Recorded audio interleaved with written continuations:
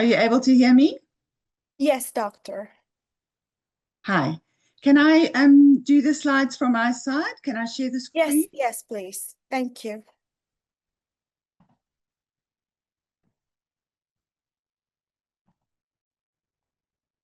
You're able to see everything? Yes, that looks good. Thank you. Thank you. So I just want to introduce myself. It's gone out. Are you able to see? Yes, doctor. Sorry, I can't see. Okay. So it's Dr. Lee. I'm a psychologist in South Africa. I've also a research fellow at the University of Pretoria.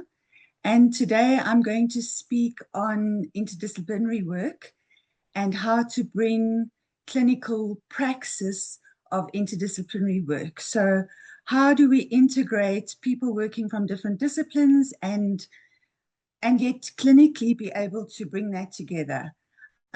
Look at interdisciplinary work. We're seeking to broaden the scope and efficacy for mental health intervention.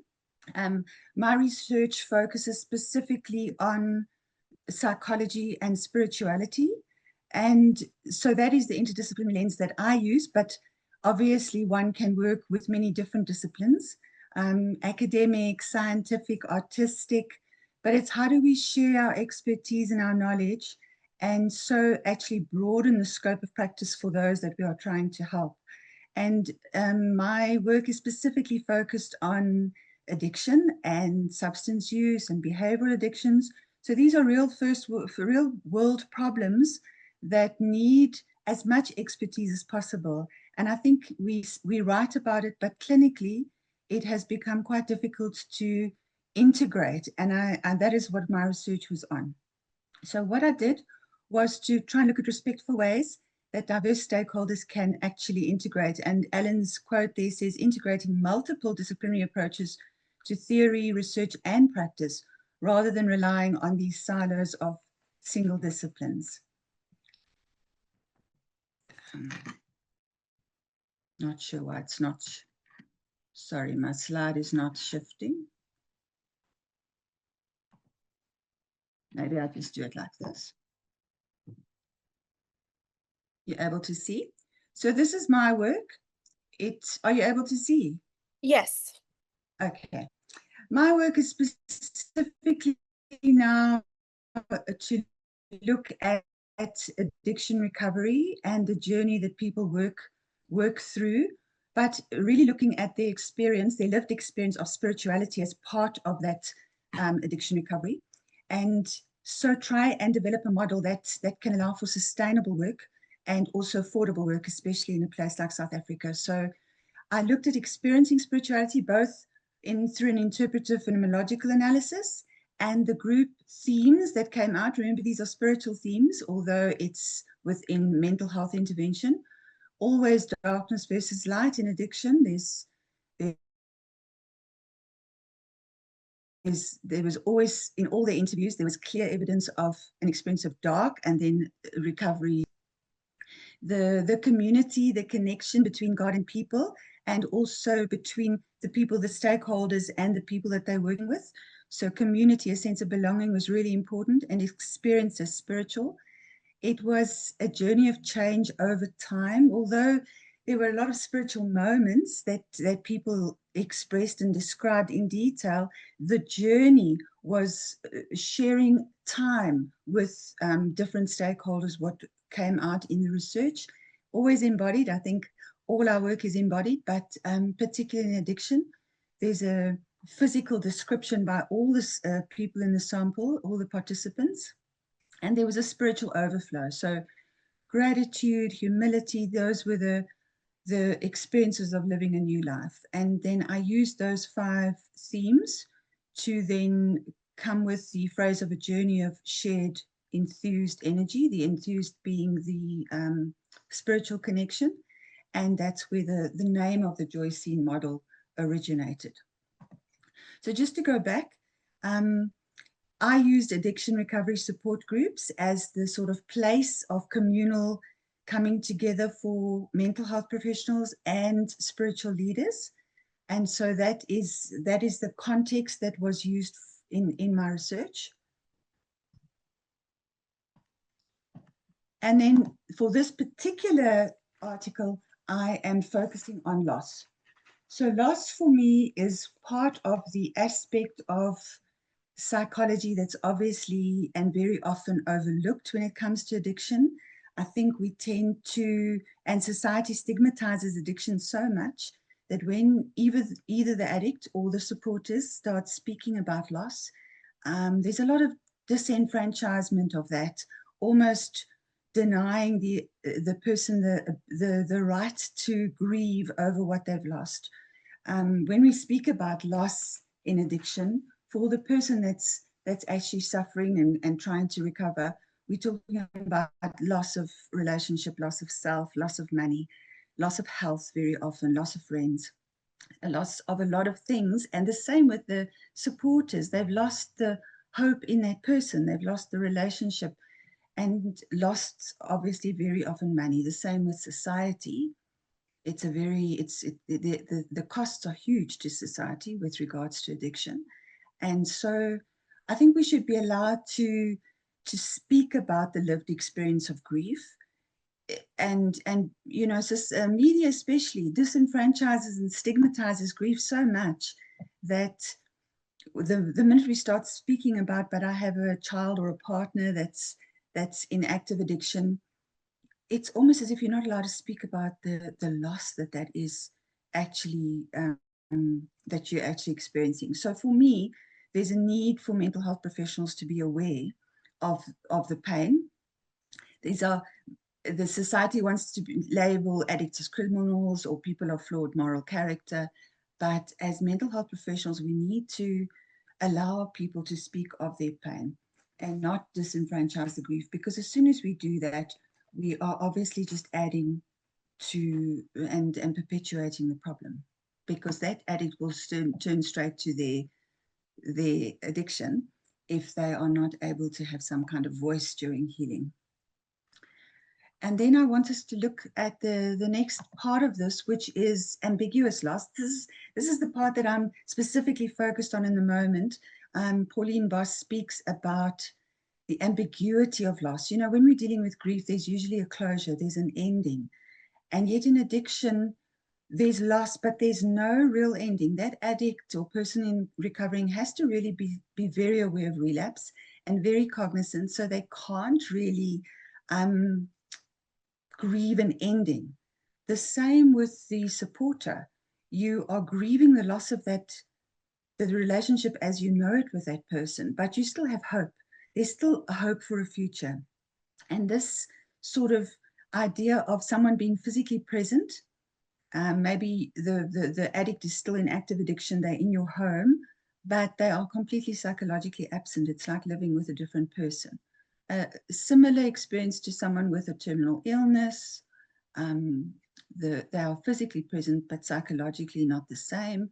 Or if your addict, if the person you know and are supporting is on the street, is in active addiction, they are physically absent, but psychologically very present in that person's mind all the time and very much part of their psychological processing. So we have to be aware of the ambiguity of loss, especially when working with addiction. And how do we do that? I think the important aspect of it is that we are trying to foster and build resilience. As mental health professionals, we are not there to find a solution, because it is an ongoing, very difficult aspect. I'm sure if you've worked in mental health, you know that addiction and it's rife, it's everywhere with technology especially. So we're just trying to foster resilience and to not underestimate that resilience is an inherent human drive to transcend suffering. So that's what Atik tells us in his work, that we want to acknowledge that people have this inherent resilience within them. So within support groups, this was my work, addiction recovery support groups, how do we keep it interdisciplinary in the sense that we've got the pain of the loss that we're dealing with and sitting with people that are really experiencing a lot of grief. And yet we have to bring them hope. We have to foster resilience. And I think we do that through searching for meaning, which we all do as if different stakeholders coming together. There's a search for meaning. With addiction specifically and the ambiguity thereof, I think we need to find the meanings from the pain. We need to allow people, like we were doing grief work, to really explore and find meanings out of memories or out of the pain, sit in some of the trauma, but at the same time, allow them to experience the making of possible new meanings and hope. Without meaning, we know there's no hope, and without hope, there's no meaning. But interdisciplinary work becomes difficult in praxis because very often in these kind of groups, we find that the mental health professionals will sit with the pain or the trauma and try and unpack it. And then the spiritual leaders or facilitators will focus on hope. And so again, it becomes a split discipline.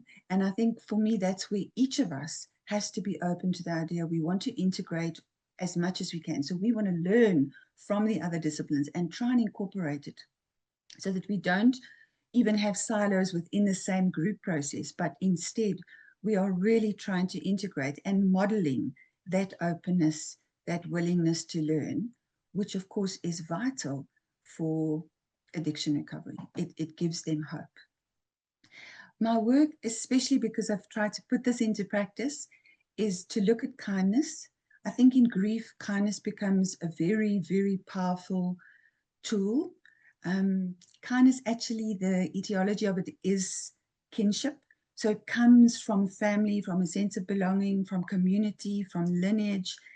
And my idea is that we work in healthcare, so we should be caring, which includes acts of kindness. And although this can sound like just a spiritual principle and spiritual overflow, work by Campling actually tells us that there is intelligent kindness where we can train in acts of kindness. We can really be aware of that time that we're spending with people, the tone, the not overbooking, really doing supervision if necessary, competence-based supervision, extra training, those are acts of kindness towards the people we're working with. And if we can allow them time to build trust, and we can trust each other as various stakeholders, so too we can start to model that within a group, and hopefully that can systemically then influence larger systems, which has happened. There is evidence of that in research, that health systems and hospitals, etc., can also then start to be aware of actual acts of kindness, and especially when dealing with grief, and especially then the nature of grief with addicts is very specific. So that's why I've given the references. Boss is the one who speaks specifically on ambiguous loss. She kind of devised the term. The idea of disenfranchisement of grief, especially when we're dealing with something like addiction, and just being aware of the work that has been done. I have included my work as well. And yeah, I just hope that it's given some ideas into how do we not only just theorize about interdisciplinary work, but how do we actually put it into practice? Thank you, and thank you to the organizers too for this opportunity.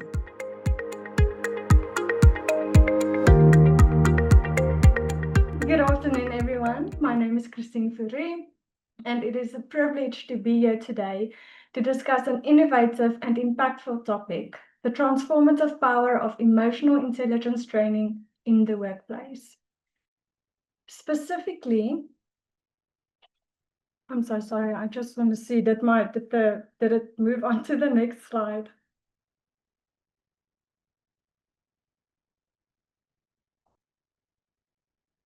Can you see the next slide? Yes, it's all good. Thank you. Sorry.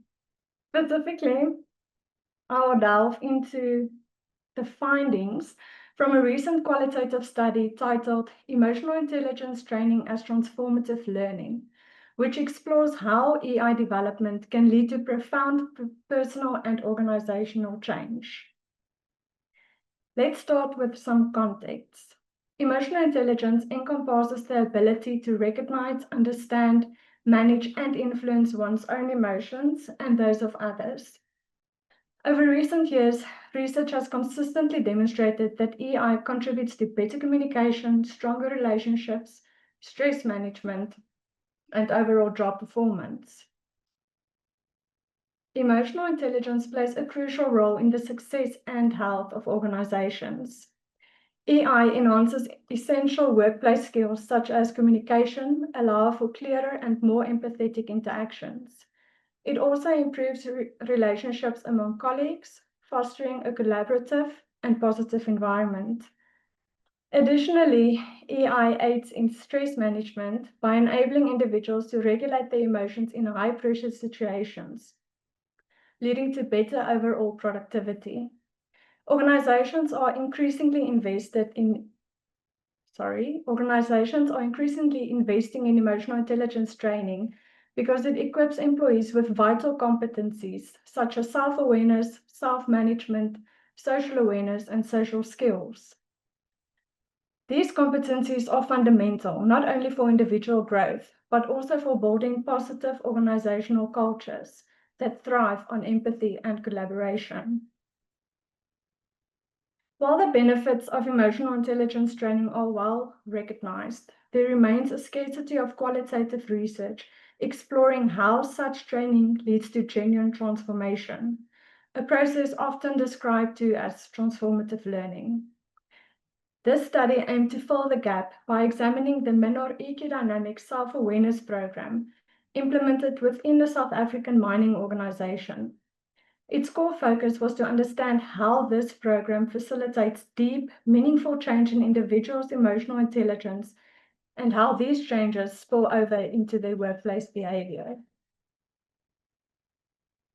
I employed a retrospective qualitative case study design grounded in illuminative evaluation methodology to explore the learning experience within the organization.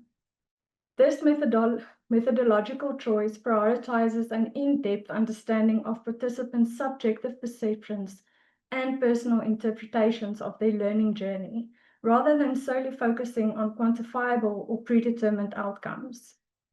The illuminative evaluation approach allows for uncovering nuanced insights into how individuals experience and make sense of their emotional intelligence training, providing a rich understanding of its impact from the perspective of those directly involved.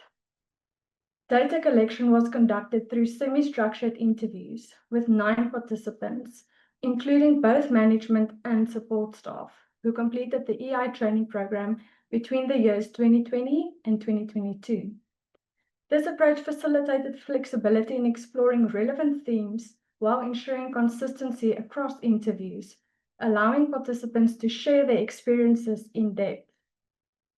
The selection of participants across different organizational levels enabled a comprehensive view of the training's influence on various roles. The interview transcripts were subjected to a rigorous thematic analysis supported by Atlas TI software, which helped to organize, code, and interpret the qualitative data systematically. Thematic analysis involved identifying, analyzing, and reporting patterns that emerge from the narratives, providing insights into common experiences, perceptions, and interpretations related to the training. This analytical process ensured the findings were both rich in detail and methodologically robust, capturing the complexity and diversity of participants' perspectives. Overall, this approach enables a deep exploration of the personal and organizational impacts of the EI training, emphasizing the importance of understanding subjective experiences to inform ongoing learning and development strategies. Before diving into the findings, it's crucial to understand the structure of the Minor EQ Dynamic Self-Awareness Program. It is built upon the emotional and social competence model designed to develop both intrapersonal and interpersonal skills. The program spans over 2 days, with modules covering self-awareness, improving self-esteem, internal locus of control, listening skills, stress and anger regulation, assertiveness, conflict management, the art of self-disclosure, building trust, and of course, offering emotional support. Participants undergo assessments, questionnaires, reflective exercises, and group discussions. The program emphasizes active construction of understanding, enabling adults to self-reflect, reconstruct their mental models, and apply new insights to their evolving social context. The main objective of this program is to raise each participant's level of self-awareness. Each learner is assessed on 15 different dimensions of emotional intelligence. This creates an awareness of individual strengths and identifies possible areas for growth. In addition to an overall intrapersonal and interpersonal assessment, the participants' specific strengths and areas for further development are pinpointed. Each participant receives a report on completion of the module that serves as a career development plan to indicate whether further training is needed. After the participants have addressed their recommended primary training needs, they can be reassessed to ascertain personal growth as well as to determine the effectiveness of the interventions. Let's now explore what the study uncovered about the impact of this training. Transformative change in intrapersonal and interpersonal domains. Participants reported profound shifts across both personal and social realms, with the intrapersonal consisting of self-awareness and self-management. Participants described increased confidence, better understanding of their emotions, and greater self-acceptance. They felt empowered to regulate their emotions, manage stress, and cultivate personal mastery. For example, one participant linked the journey to self-discovery, highlighting a newfound ability to recognize emotional triggers like frustration and to regulate their responses accordingly. With regards to the interpersonal, consisting of social awareness and relationship skills, participants experienced enhanced empathy, open-mindedness, and assertiveness. They became more attuned to others' perspectives, leading to improved trust, communication, and conflict resolution.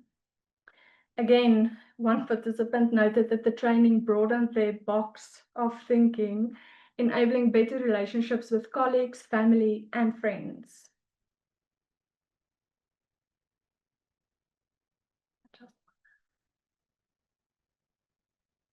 Importantly, with regards to the spillover effects into work environment, these internal changes translated into positive behaviors at work, leading to improved communication skills and increased confidence, which allowed employees to approach management and colleagues more assertively and constructively. The training also fostered a more trusting and collaborative organizational culture, enhancing teamwork and collective morale. Participants also observed better goal setting, higher productivity, and heightened staff morale, with some noting a direct link between emotional intelligence competencies and organizational success. The following aspects of the training contributed most to these positive changes: self-assessment exercises and reflection. The objective of emotional intelligence assessments help participants recognize their strengths and areas for growth. Practical techniques like mindfulness, emotion regulation strategies, and active listening skills were crucial in enabling real-world application. Group discussions and peer support, sharing experiences and feedback fostered a safe environment for self-disclosure and mutual learning. And then last but not least, participatory and experiential learning. The journey of self-discovery was both scientific and practical, aligning with adult learning principles. The study's findings align closely with Mesereau's transformative learning theory, which posits that deep learning involves critical reflection, perspective shift, and the change in meaning systems.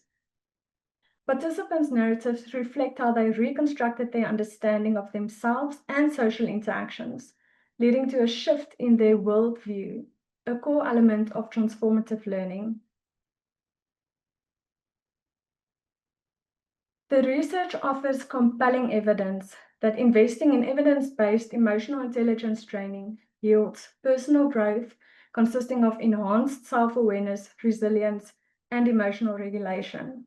Better workplace relationships consisting of increased empathy, trust, and effective communication, as well as organizational benefits consisting of improved teamwork, leadership effectiveness, and overall organizational culture.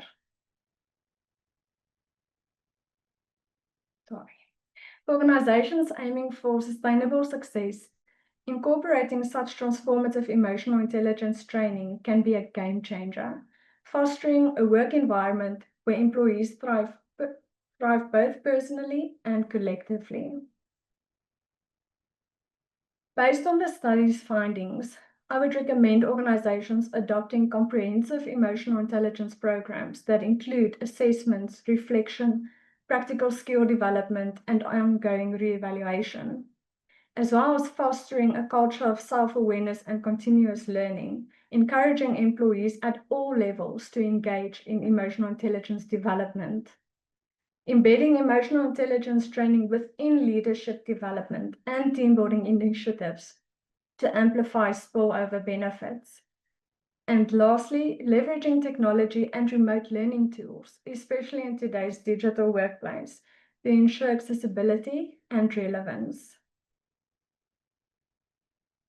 It's important to note that this study was qualitative, based on a small sample within a single organization. While the rich narratives offer deep insights, they may not generalize across all contexts.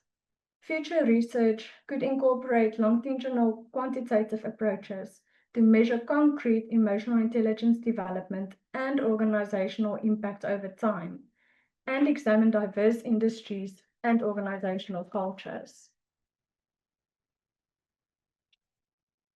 In closing, this study underscores a pivotal point. Emotional intelligence is not innate. It's learned and cultivated through deliberate and reflective training.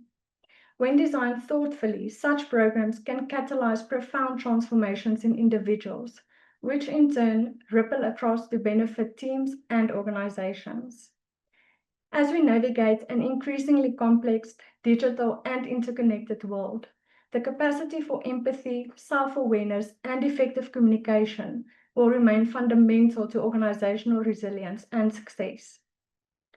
Investing in transformative emotional intelligence training is an investment in our people, our most valuable asset.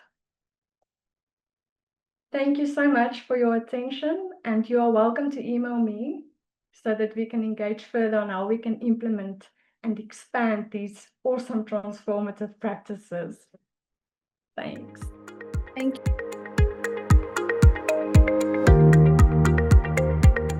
Hi, dear colleagues.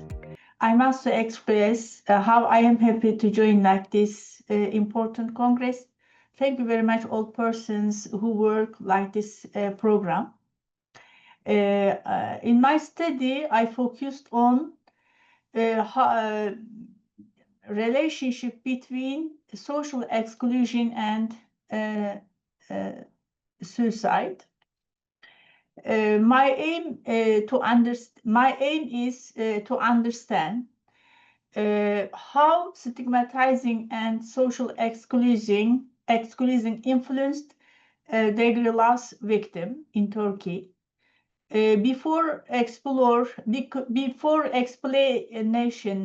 what is decree loss or decree loss victim, I wanted to explain scientific background. Please, next page. Next page, please.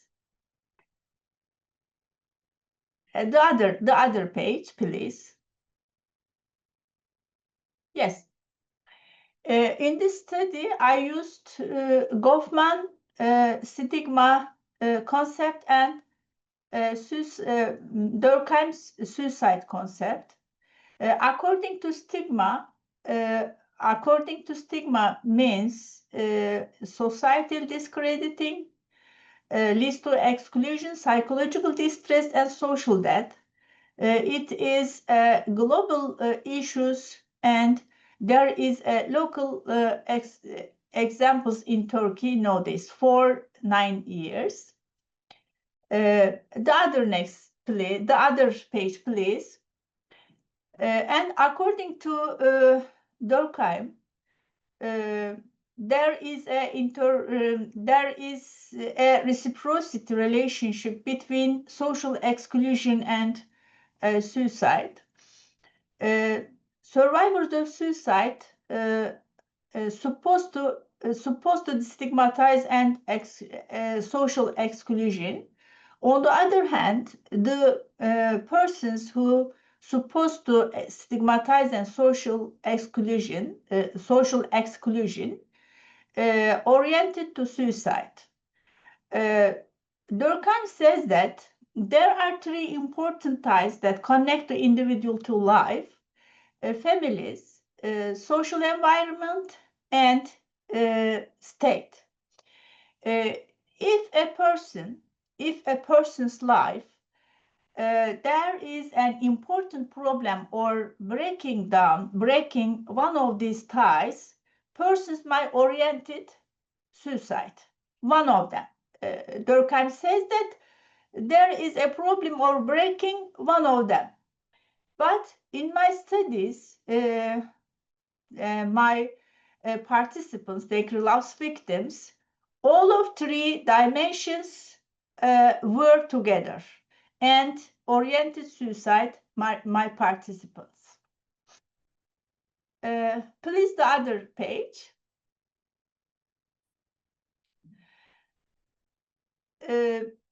Before methodology and conclusion and results, I have to explain what is Dekrilov's and Dekrilov's victims. Dear colleagues, in Turkey, 15 July 2015, a coup attempt, and after that, hundreds and thousands of persons were dismissed from their job. After missing their job, thousands of them were arrested and put in the prison. The others supposed to stigmatize and social exclusion by the society, because especially in my country, people is conservative. State is very important for them. If a person was blamed as a terrorist by the state, the persons can be stigmatized and social exclusion, because in my countries, the state is like God, as if God. For this reason, these innocent persons supposed to stigmatize and social exclusion and caused unemployment in their individual lives. This population, I mentioned doctors, professors, associated professors, teachers, nurses, engineers, pilots, high status soldiers, etc. Hundreds and thousands of persons I mentioned. In this situation, in that hard situation, these persons oriented to suicide. It happened at least 140 suicide. 140 persons committed suicide and died. Otherwise,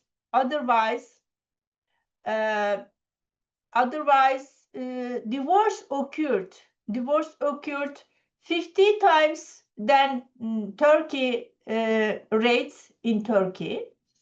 In this study, I focused on degree loss victim and suicide.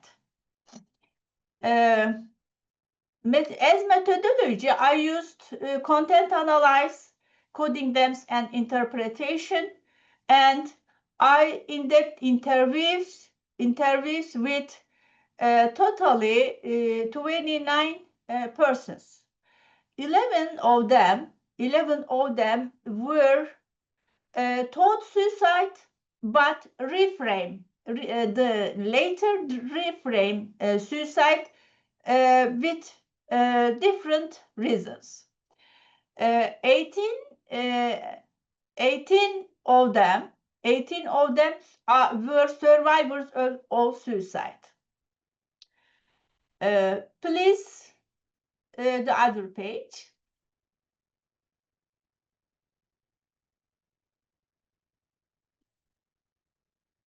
Please, the other page. Yes. Yes. I made a lot of finding, but I can choose them. KHK means degree loss victims in my study. KHK affected individuals excluded from low and high skill job. Dear colleagues, if you came in Turkey for 9 years, you can see a professor who sold tomatoes and potatoes in the household markets, or you could see judged or teachers or the others experts went to clean house, went to clean offices. These persons after dismissed from their job, it is forbidden to work the other job, and they had to fight. They had to fight against the stigmatization, social exclusion, and civil death situation. After that, they internalize stigma and worsens mental health. Like this stigma caused mental health disorders. My participants, and it caused suicide after that. For example, one of my participants said to me while crying, Dr. Zehra, I didn't accept to work even a gas station. He had 2 bachelor degree, and because of dismissing from his job, it was forbidden to work the other work. Yes, the other page, please.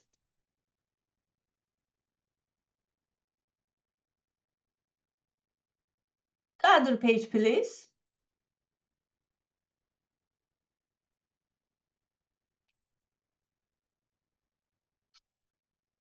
The other page, please, but I can continue. Yes, these KHK victims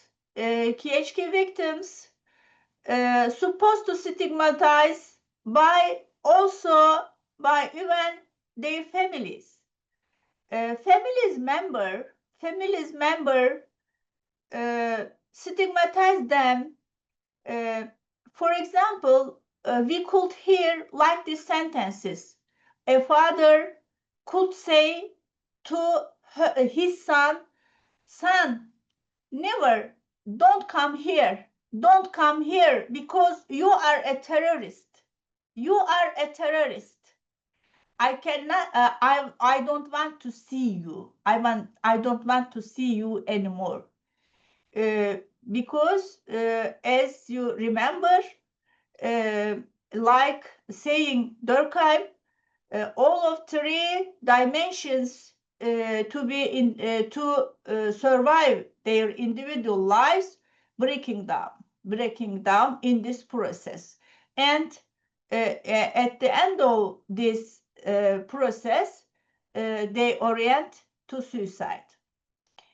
But relatives of suicide victims face compounded social pressure.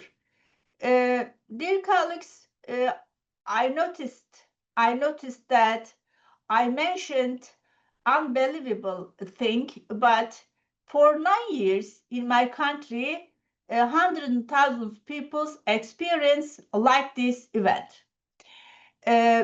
Not only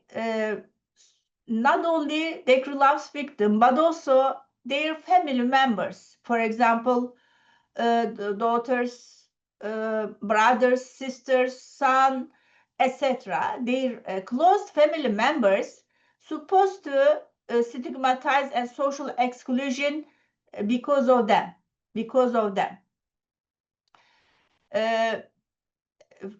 For example, the relapse victim's son applied a company to work. This company researched his or her family, and if he or she had a relapse victim in her family, no, it can be accepted in this company, unfortunately.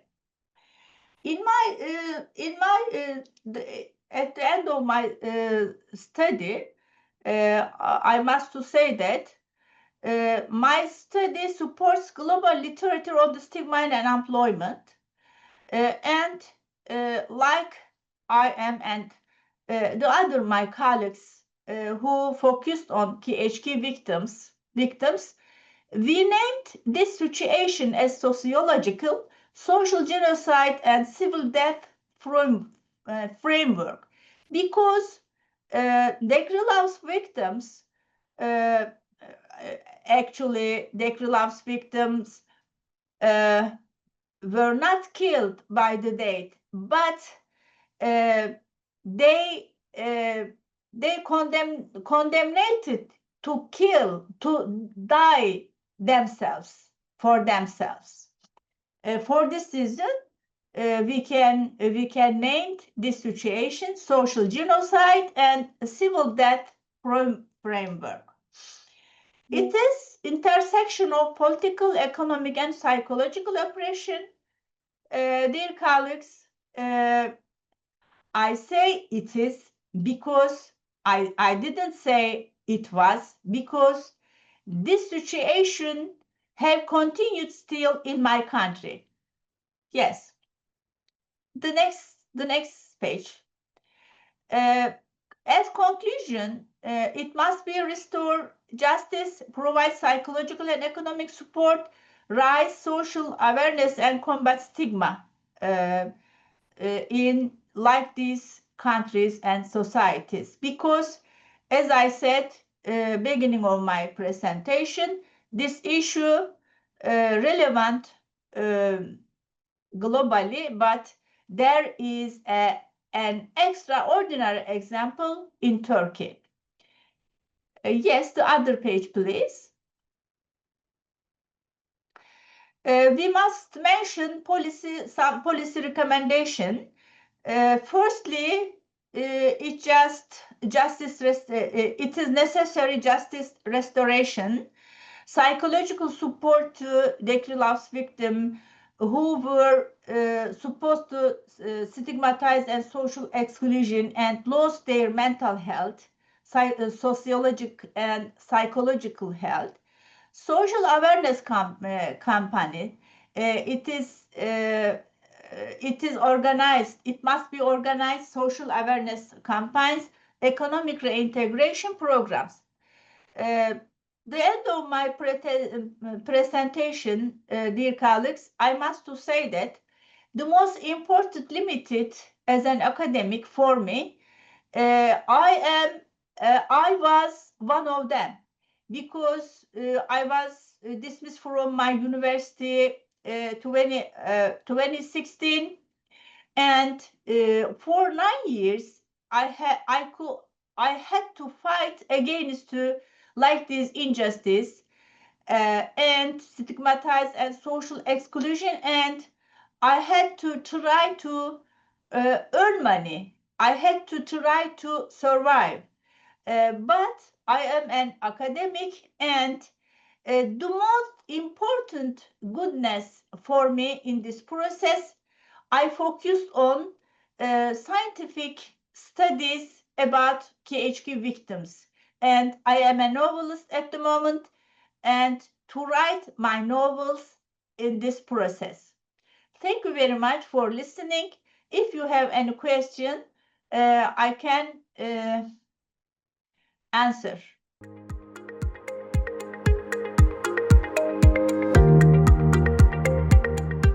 It's my pleasure to present a topic that's very near and dear to me, which is utilizing anti-aging treatments in the prevention of neurodegenerative disease, such as Alzheimer's, Parkinson's, Huntington's, etc.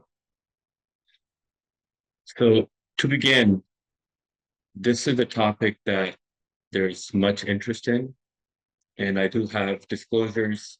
I have no financial conflicts of interest to disclose related to this presentation. I do not receive funding or support from any biotechnology, pharmaceutical, or supplement companies discussed. This presentation is intended for educational purposes and reflects a critical review of available evidence.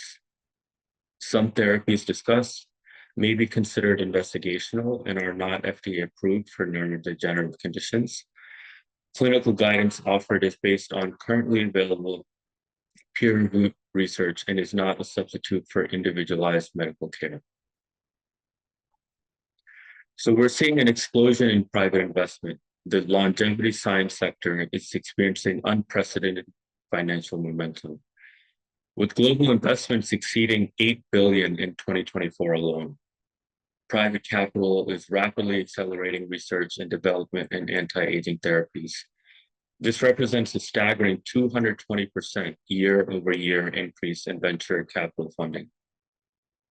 Leading this investment surge are high-profile startups like Altos Labs, which secured $3 billion in initial funding, and Calico, Google's $2.5 billion longevity initiatives.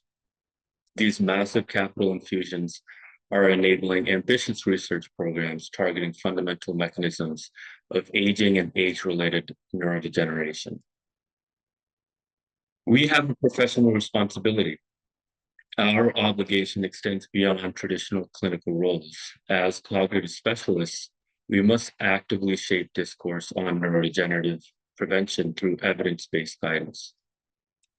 This includes evaluating emerging longevity interventions and their potential impacts on brain health. With patients increasingly exposed to both legitimate research and dubious claims about anti-aging approaches, our role as trusted interpreters of science has never been more critical. We must provide context that helps patients navigate this complex landscape. Now, as we know, age is a primary risk factor in neurodegenerative disease, and this relationship is unequivocal. This age dependency suggests that interventions targeting aging processes could have profound impacts on disease prevention and progression. Now, we know that there's a gap between health span and lifespan. So health span is just defined as the age where you're free from serious disease, whereas lifespan is the age of mortality. And as we get improved treatment of cardiovascular diseases, now we're knowing that the focus has really shifted to treatment of brain and aging diseases. So from 2020 to 2050, the global population aged 60 years and over is projected to increase from 1 billion to 2.1 billion, while the number of people aged 80 and over is expected to triple to 426 million. Life expectancy has increased from roughly 50 years in the early 1990s to over 80 years at present. So due to this prosperous development of biomedicine, human life and life expectancy continue to rise worldwide, which is not consistent with the health span that we discussed. This gap in lifespan and health span means that large numbers of older people are living with age-related diseases for longer periods, imposing a substantial economic and caregiving burden on families and society.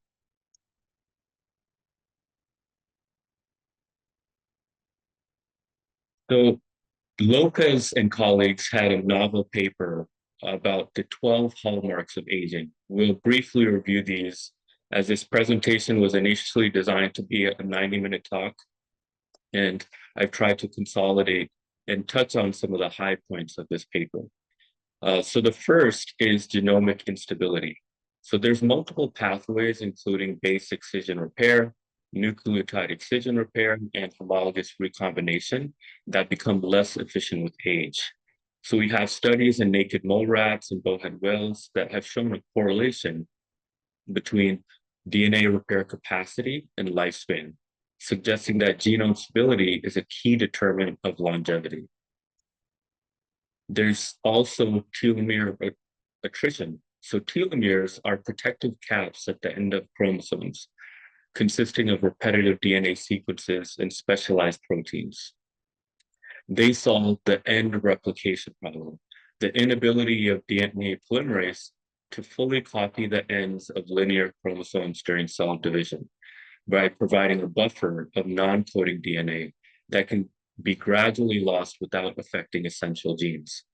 With each cell division, telomeres become progressively shorter. And when they reach a critically short length, they trigger a DNA damage response that leads to cellular senescence or apoptosis, which is basically cell death. This mechanism limits the replicative capacity of cells, acting as a biological clock that tracks cellular age. Telomere attrition does also serve as a tumor suppressor mechanism by limiting cell divisions, and a contributor to aging by restricting tissue regeneration. The balance between these two opposing functions represents an evolutionary trade-off between cancer protection and aging. There's epigenetic alterations, which represent changes to gene expression that occur without modifications to the underlying DNA sequence. These changes affect how genes are switched on and off, essentially reprogramming cellular function over time. While the genome remains relatively stable throughout life, the epigenome is dynamic and responsive to both internal and external influences. With age, we observe characteristic patterns of epigenetic drift. Global hypomethylation, which is decreased methylation across the genome, alongside focal hypermethylation, which is increased methylation at specific sites. These changes disrupt normal gene expression patterns, activating some genes that should be silenced while repressing others that should be active. Environmental factors, including diet, stress, exposure to toxins, can accelerate epigenetic changes, providing a mechanism through which lifestyle influences aging. This plasticity also suggests that epigenetic reprogramming could be a viable approach for rejuvenation. Loss of proteostasis. So proteostasis refers to the complex network of processes that maintain the proper balance of proteins within cells. This includes the synthesis, folding, trafficking, and degradation of proteins. With age, this system becomes progressively compromised, leading to the accumulation of misfolded, damaged, or aggregated proteins. Several components of the proteostasis network decline with age. Chaperone proteins that assist in proper folding become less efficient. The ubiquitin proteasome system that degrades damaged proteins shows reduced activity. The autophagy mechanisms that remove larger protein aggregates and damaged organelles becomes impaired. The failure of proteostasis is particularly evident in neurodegenerative diseases like Alzheimer's, Parkinson's, and Huntington's, which are characterized by accumulation of protein aggregates. However, even in normal aging, the buildup of damaged proteins contributes to cellular dysfunction and tissue decline. Deregulated nutrient sensing. So nutrient sensing pathways allow cells to detect and respond to changes in nutrient availability, coordinating metabolism with environmental conditions. These evolutionary conserved pathways regulate fundamental processes including growth, reproduction, and stress resilience. However, with age, these systems become dysregulated, contributing to metabolic disorders and accelerated aging. Specifically, the insulin IGF-1 pathway promotes growth and nutrient storage when food is abundant, but becomes less responsive with age, leading to insulin resistance. The mTOR pathway, which we'll discuss a little bit later, which promotes protein synthesis and cell growth, becomes hyperactive in aging, contributing to inflammation and reduced autophagy. Energy sensors like AMPK and sirtuins promote catabolism and stress resilience, also become less active with age. Remarkably, genetic or pharmaceutical interventions that modify these pathways in the direction of perceived nutrient scarcity, like reducing insulin or IGF-1 or mTOR signaling, extend lifespan across evolutionary diverse species, suggesting a conserved role in aging regulation. Mitochondrial dysfunction. So mitochondria are the cellular powerhouses that convert nutrients into ATP, providing the energy currency for cellular processes. Beyond energy production, they play crucial roles in cellular signaling, calcium homeostasis, and regulation of apoptosis. With age, mitochondrial function declines across tissues, contributing to decreased energy availability and increased oxidative damage. Several factors contribute to age-related mitochondrial dysfunction. Mitochondrial DNA is particularly vulnerable to damage due to its proximity to reactive oxygen species production and limited repair mechanisms. Damaged mitochondria now produce more reactive oxygen species and less ATP, creating a vicious cycle. Additionally, the quality control process of mitophagy, which removes damaged mitochondria, becomes less efficient with age. Now, the mitochondrial free radical theory of aging proposes that reactive oxygen species-induced damage to mitochondria drives aging. While the relationship is now understood to be more complex, with reactive oxygen species also serving important signaling functions, mitochondrial dysfunction remains a central feature of aging and age-related disease. Cellular senescence. So cellular senescence is a state of stable cell cycle arrest, combined with phenotypic changes, including resistance to apoptosis and development of senescence-associated secretory phenotype, a specific type of cell. These were originally discovered as a limit to cell division in culture, called the Hayflick limit. We now understand that senescence can be triggered by various stressors, including telomere erosion that we discussed, DNA damage, oxidative stress, and oncogene activation. Senescent cells accumulate with age in multiple tissues, where they can comprise up to 15% of cells in very old individuals. While senescence evolved as a tumor suppressive mechanism by preventing damaged cells from dividing, the SASP cells can be detrimental because they can include pro-inflammatory cytokines, chemokines, growth factors, and proteases that disrupt tissue structure and function, and can even promote tumor growth in neighboring cells. So the senescent cell burden represents an example of antagonistic pleiotropy, beneficial in youth for cancer prevention, but harmful in later life as these cells accumulate and cause chronic inflammation and tissue dysfunction. Stem cell exhaustion. So stem cells are essential for tissue maintenance and repair throughout life. They possess a unique ability to both self-renew, maintaining the stem cell pool, and differentiate into specialized cell types needed for tissue function. With age, the regenerative capacity of tissues declines due to both reduction in stem cells numbers and impaired functioning of remaining stem cells. Multiple aging hallmarks converge to drive the stem cell exhaustion. Accumulated DNA damage and telomere attrition limit stem cell proliferation. Epigenetic alterations disrupt proper gene expression, patterns needed for self-renewal and differentiation. Changes in nutrient sensing pathways affect stem cell metabolism and quiescence. Importantly, the stem cell microenvironment or niche also changes with age, providing inappropriate signals that further impair function. Stem cell exhaustion directly contributes to many age-related pathologies, including frailty, anemia, immunosenescence, muscle wasting, and impaired bone healing. The relative contribution of intrinsic stem cell changes versus altered niche signals varies by tissue and represents an important area of ongoing research. Chronic inflammation. Chronic inflammation or inflammaging refers to the persistent low-grade inflammatory state that develops with age in the absence of infection or injury.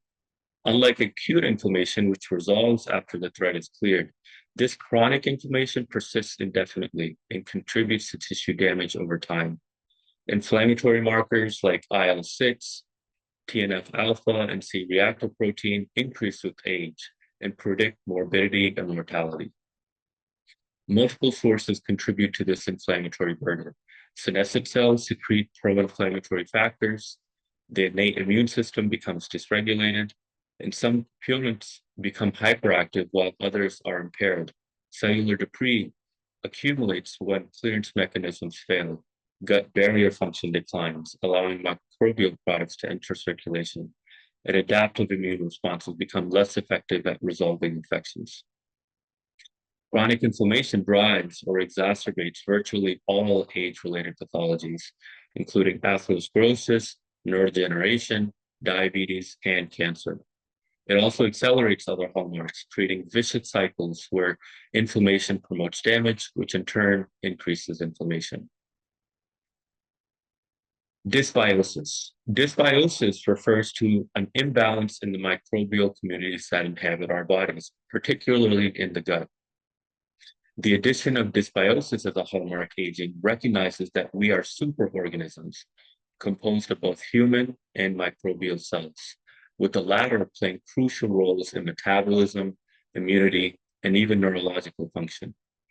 The gut microbiome undergoes characteristic changes with age, including reduced diversity, altered composition, and impaired function. Several mechanisms link these microbiome changes to aging processes. The gut microbiota influences intestinal barrier integrity. Dysbiosis can lead to increased gut permeability, allowing bacterial products to enter circulation and then trigger systemic inflammation. Microbial metabolites like short-chain fatty acids have wide-ranging effects on host physiology, including regulation of metabolism, immune function, and even gene expression through epigenetic modifications. Importantly, the relationship between the microbiome and aging is bidirectional. Age-related changes in diet, medication use, and host physiology alter the gut environment and shape microbial communities. These altered communities, in turn, now influence aging processes throughout the body. This reciprocal relationship creates potential for both vicious cycles that accelerate aging and virtuous cycles that promote health. Now, to overview, we can see these hallmarks in their common pathologies. So age-related diseases show distinct patterns in how the hallmarks of aging contribute to their development and progression. Understanding these patterns helps explain the pathophysiology of each condition and suggests potential targeted interventions.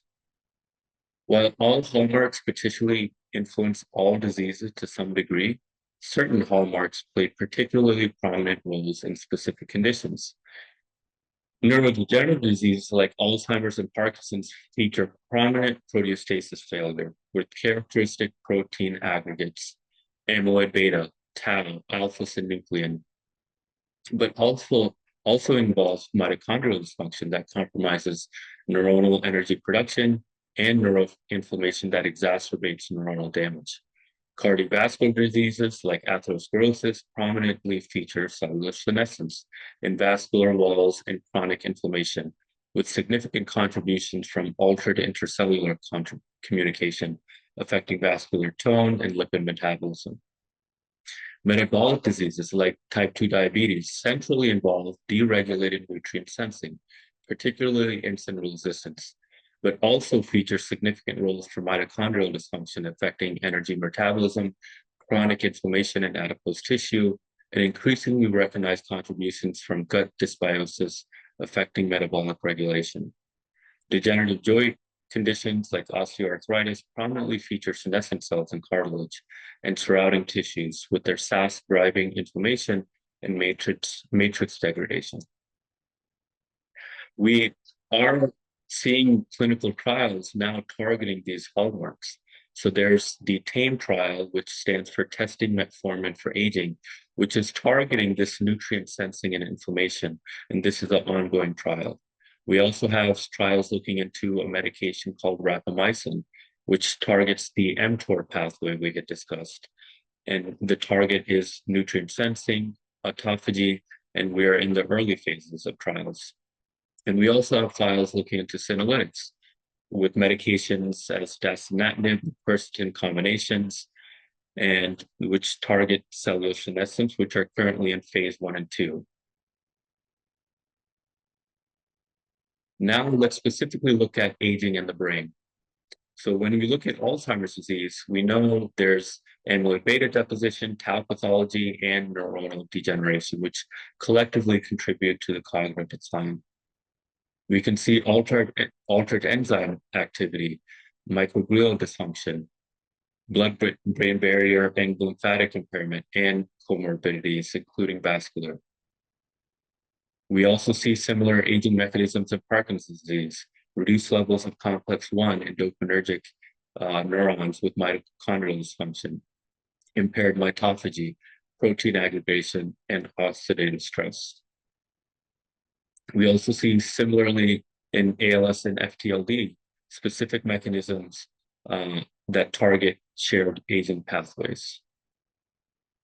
We also see the gut microbiome brain axis in aging and neurodegeneration, microbial dysbiosis effects, pathways and systemic inflammation, age-related microbiome changes.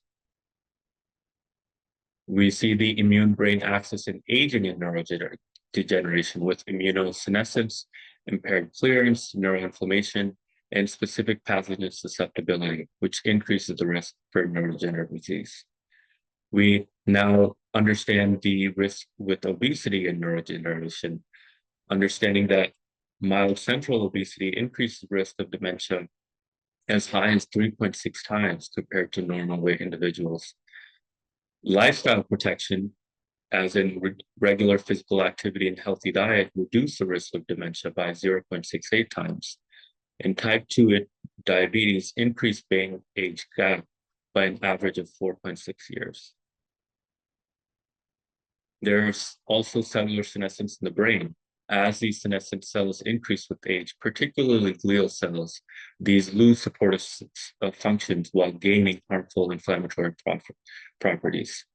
Senescent-associated secretory phenotype factors promote chronic inflammation and tissue dysfunction, creating that toxic environment for healthy neurons.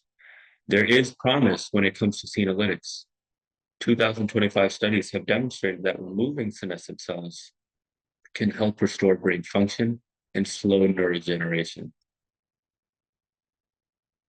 Now we can talk about personalized approaches to aging. So utilizing genetic profiling, identifying individual genetic susceptibilities to specific hallmarks, epigenetic assessments, including measuring biological age and hallmark status through DNA methylation that we had talked about, microbiome analysis, characterizing gut bacterial composition to guide personalized interventions, and lastly, blood biomarkers, comprehensive panels measuring hallmark activity through circulating factors.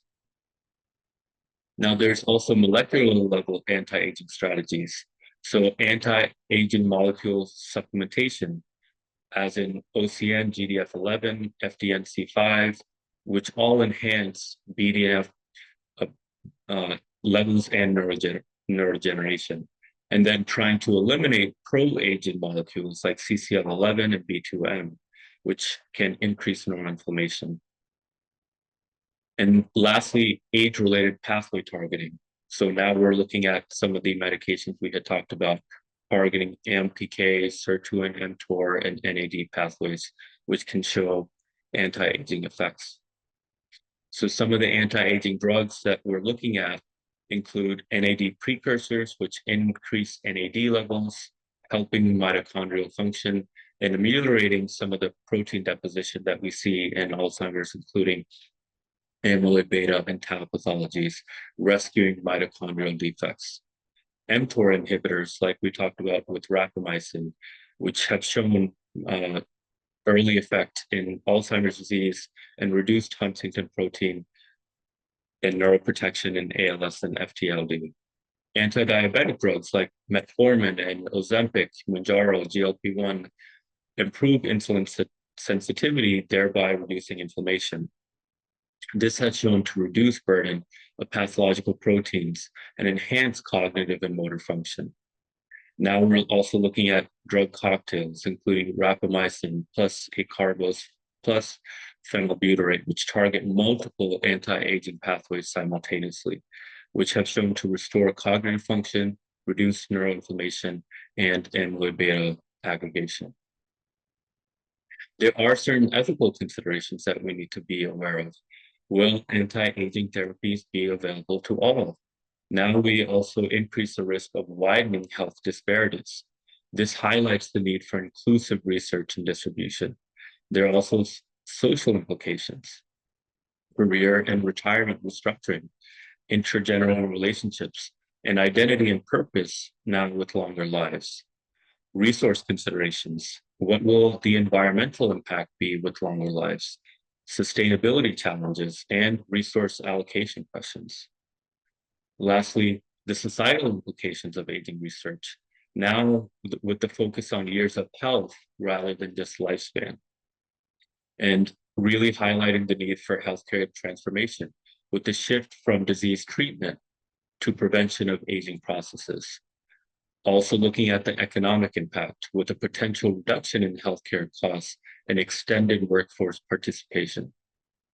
And lastly, looking at the demographic changes with social structures adapting to longer and healthier lives. I know this was a very high-level overview of this topic, but if I'm happy to field any questions and more than happy to share contact information if anyone is interested in this topic as well.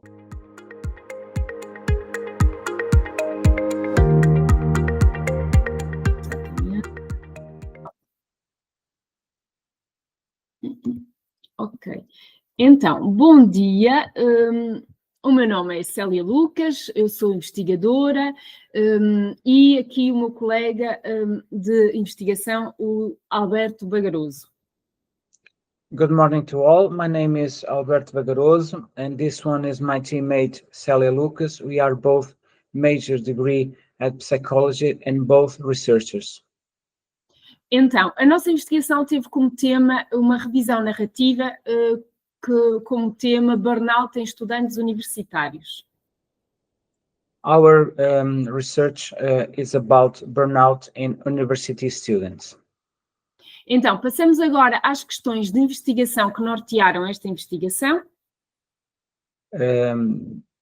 We'll present now the research questions. Então, primeira questão, como se manifesta a síndrome de burnout em estudantes universitários? First one, how does burnout syndrome manifest itself in university students? Segunda questão, quais os fatores de risco associados ao desenvolvimento da síndrome de burnout? Second one, what are the risk factors associated with the development of burnout syndrome? Terceira questão, quais os fatores de proteção que ajudam a mitigar o risco de desenvolvimento da síndrome de burnout? And the third one, what are the protective factors that help to mitigate the risk of developing burnout syndrome? Agora, passemos às características da amostra. We'll show you now the sample characteristics. Então, temos uma amostra de 11.596 estudantes universitários. A sample formed by 11,596 university students, Estudantes nacionais e internacionais, national and international students, média de idade de 22 anos, an average age around 22 years old, e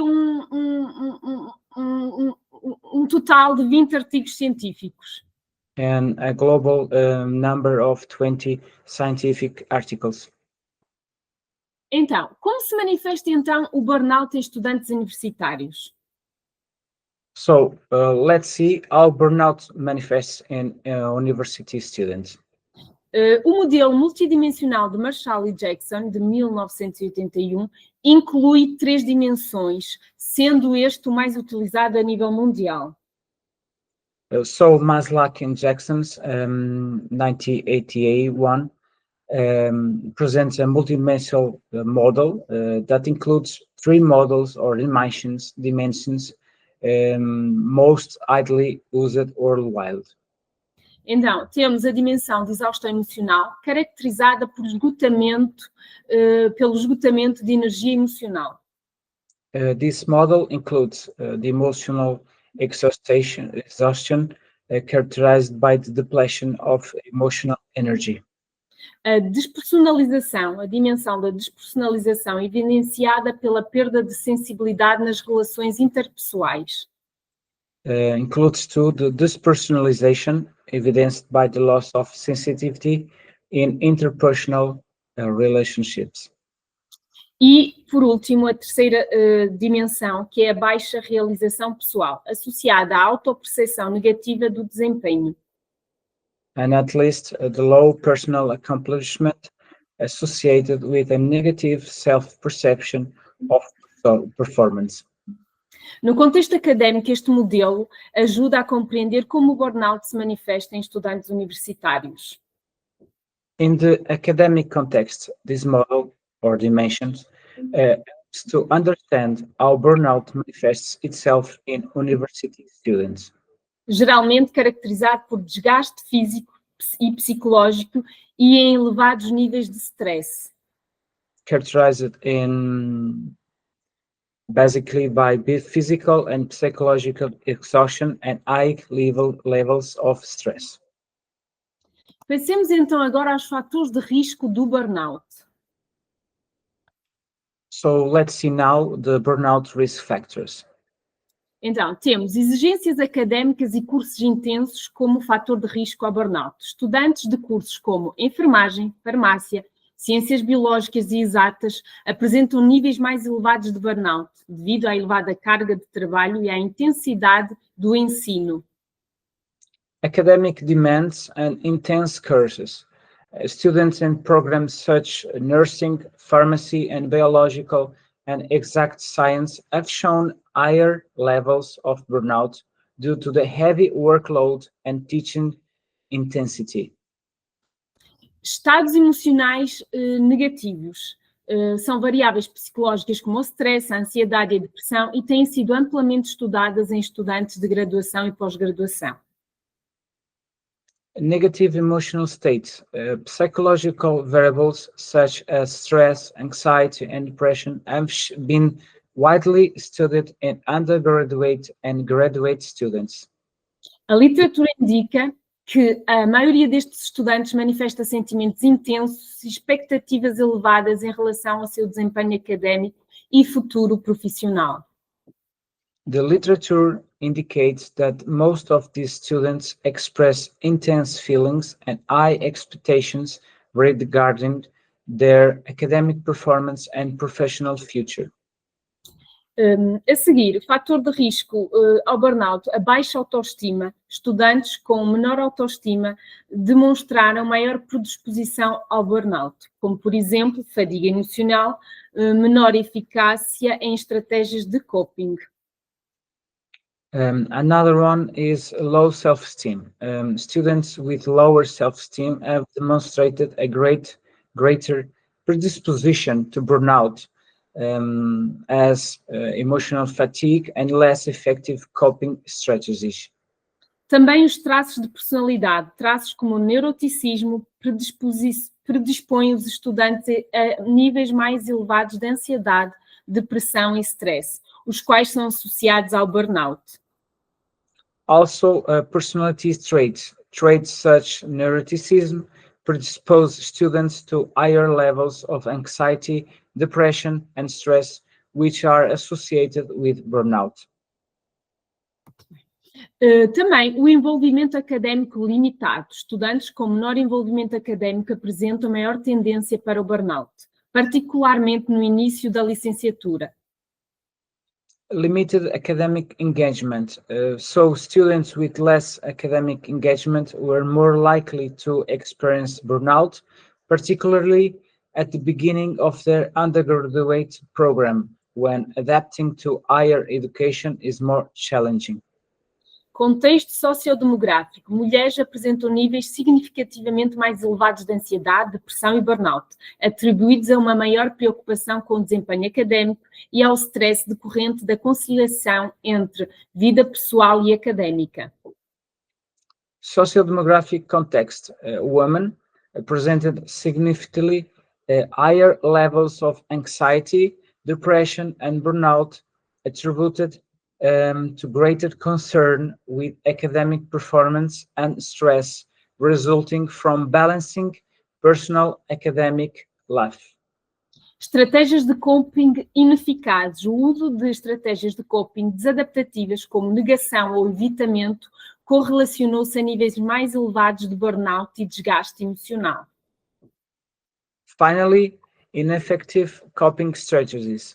The use of maladaptive coping strategies, such denial or avoidance, has been correlated with higher levels of burnout and emotional distress.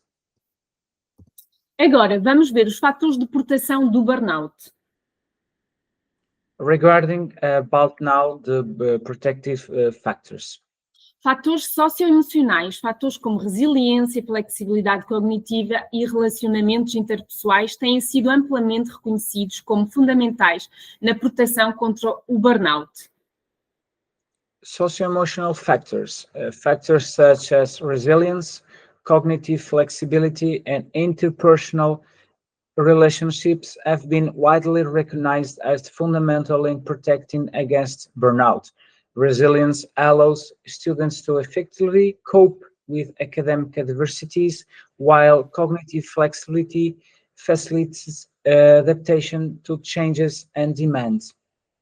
Motivação e envolvimento académico. A motivação intrínseca e o envolvimento académico, caracterizados por dedicação, vigor e absorção, estão associados à diminuição dos níveis de burnout. Academic motivation and engagement. Intrinsic motivation and academic engagement, characterized by dedication, vigor, and absorption,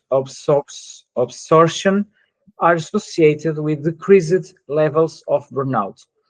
These factors enable students to face academic challenge more effectively, promoting well-being and academic success. Liderança docente. A liderança docente e o envolvimento ativo do docente no percurso académico dos estudantes têm-se mostrado fatores protetores significativos. Estudos indicam que a liderança docente promove maior rendimento académico, níveis mais elevados de resiliência e motivação intrínseca, contribuindo para a redução do burnout. Teacher leadership. Teacher leadership and active involvement in students' academic careers have been shown to be significantly protective factors. Studies indicate that teacher leadership promotes higher academic performance, high levels of resilience, and intrinsic motivation, contributing to the reduction of burnout.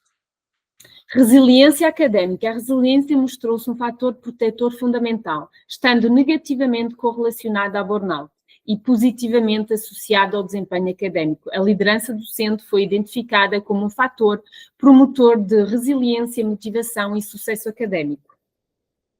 Academic resilience. Resilience has been shown to be a fundamental protective factor, being negatively correlated with burnout and positively associated with academic performance.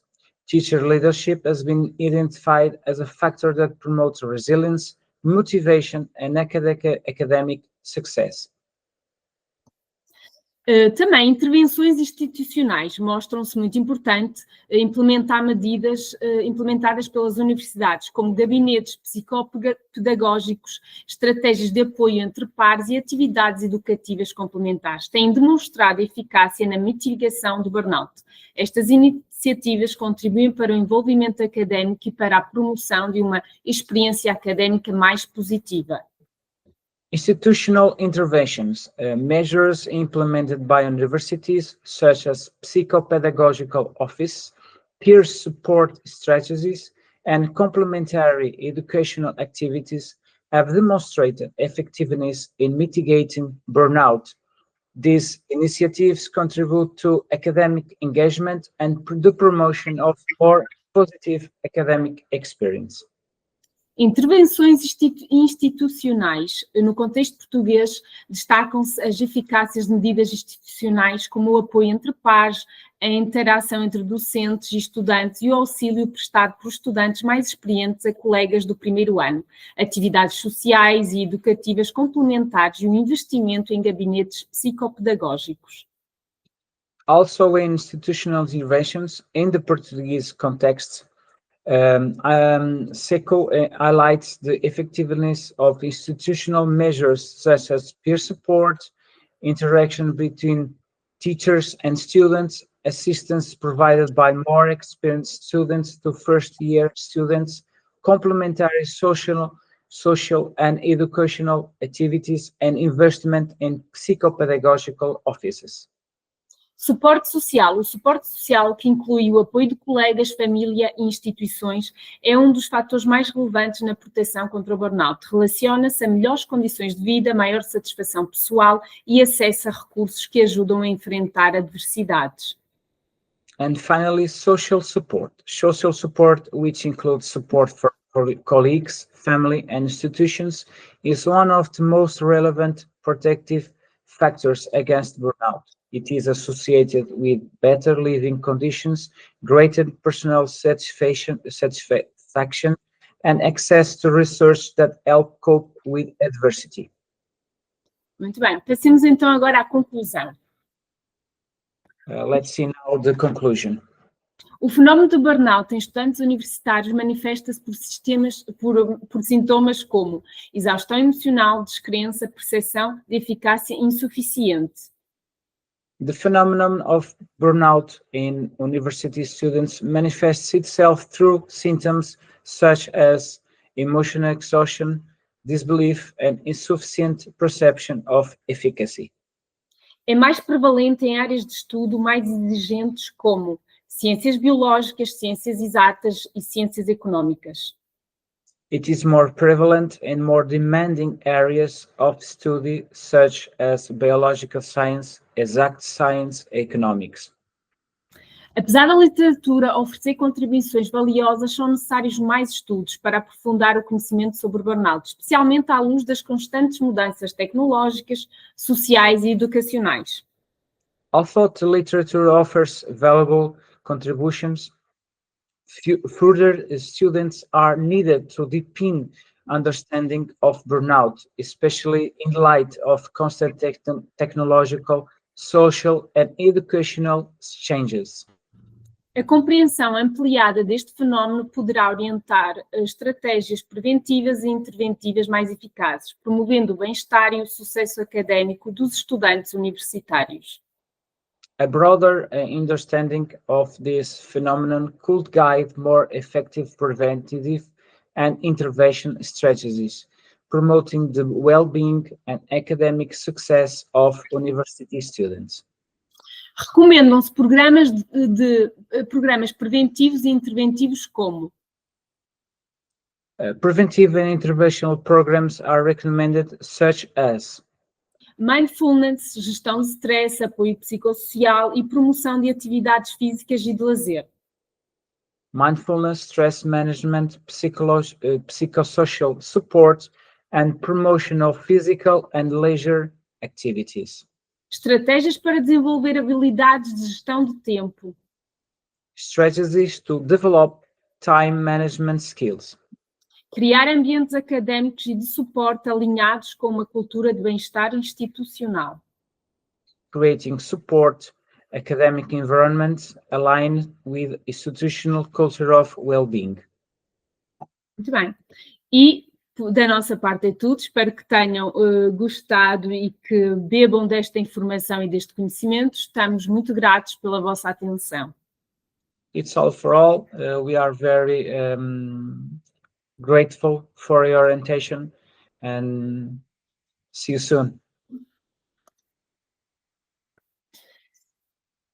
Muito bem. Agora tenho que parar a gravação. Tinha outra que me engasguei, mas isto é normal. Espera aí que ainda não parei a gravação, Alberto. Espera.